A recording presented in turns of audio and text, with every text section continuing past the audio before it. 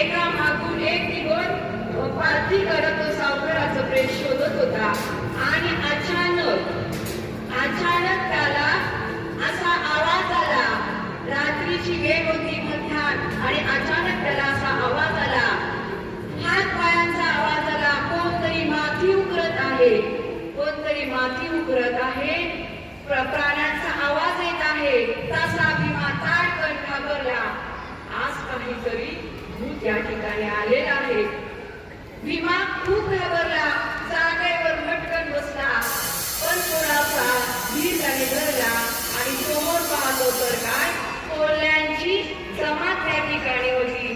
कोल्ह्यांना कुणीतरी या ठिकाणी म्हणजे जिवंत प्राणी किंवा माणूस मेलेल्याची खबर लागली होती, वास लागला होता.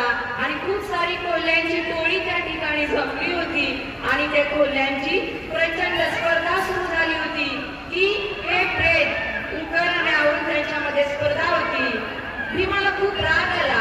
दिवसभर तो त्या सावकाराचा विचार करत होता आणि आता मात्र मला हे प्रेत सापडतात. कोल्ह्याने त्याच्यावर हल्ला केला. भीमा पटकन त्या गोणीवर गेला प्रेताच्या सावकाराच्या. तसा त्या कोल्ह्यांना प्रचंड राग आला. कोल्ह्याने त्याच्यावर हल्ला करण्याचा प्रयत्न केला. भीमाने काखेमधली पहार काढली आणि खोदायला सुरुवात केली. भीमाने पहार काढली आणि खोदायला सुरुवात केली. तसा कोल्ह्याने त्याच्यावर हल्ला केला. कोल्ह्याने हल्ला करताच भीमाने तेवढ्याच दिशाने त्या कोल्ह्यावर हल्ला प्रतिकार केला. आणि एक कोल्हा तर भीमावर प्रचंड चौकाळून आला. त्याच्या हाताचे लचके काढत होता आणि भीमा आई ग म्हणून ओरडत होता. तरी भीमा न घाबरता त्या कोल्ह्यावर त्या पहाडीचा वार करत होता. आणि भीमाने वार करता तो कोल्हा पटकन जागेवर गार झाला, रक्तबंबाळ झाला. पहाडीचा त्याच्यावर प्रचंड वार बसला होता. आणि मग शेजारी त्याचे जे सगळे कोल्हे होते ते सर्व कोल्हे त्या भीमावर तुटून पडले. जणू काही या सगळीकडे घडणार शांतता, गाव स्तब्ध, सृष्टी निद्रा घेत होती. आणि अशा अवस्थेमध्ये भीमा आणि या कोल्ह्यांमध्ये भीषण युद्ध सुरू झालं होतं. आणि युद्धाचं कारण काय होतं? युद्धाचं कारण होतं की पोटाचा प्रश्न. कोल्ह्याला हिच्याकडे हवं होतं आणि याला सोनं हवं होतं. आणि या दोघांमध्ये ते वाद सुरू झाला होता. कोल्हा आणि भीमा यांच्यामध्ये प्रचंड युद्ध सुरू झालं. कोल्ही मागे हटायला तयार नव्हती. आणि हा संघर्ष बराच वेळ सुरू होता. शेवटी कोल्हे विश्रांती घेण्यासाठी बाजूला झाली. भीमा वेशाने पटापट त्या पहाडीच्या मदतीने माती उतरू लागला. तसं त्याला ते सावकाराचं प्रेत दिसलं. त्याने पटकन दोन्ही हात काढले.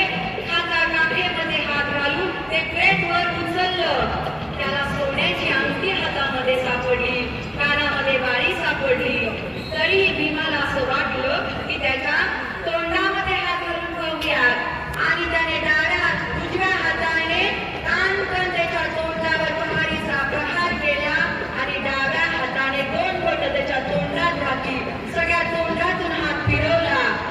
आणि त्याला हात बाहेर काढताना त्याच्या लक्षात आलं नाही. त्याने आधी पहार काढली आणि त्यामुळे हात त्याचा अडकून राहिला.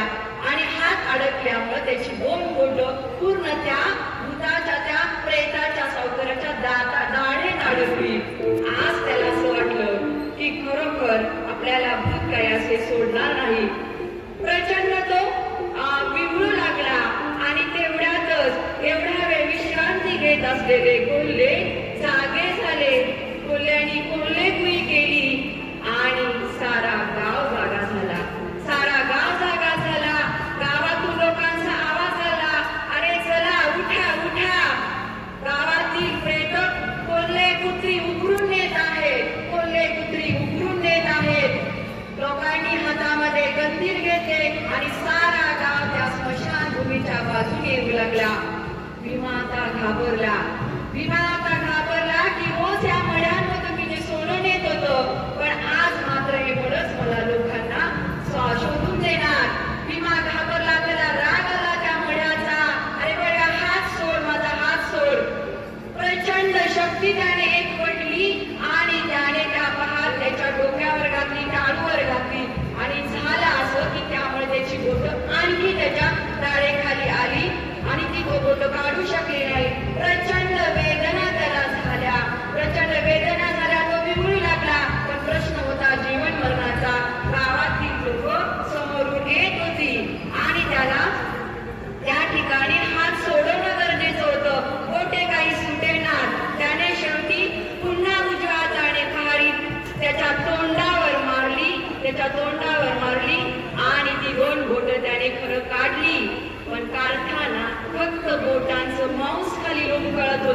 त्याची दोन्ही बोटं तुटलेली होती.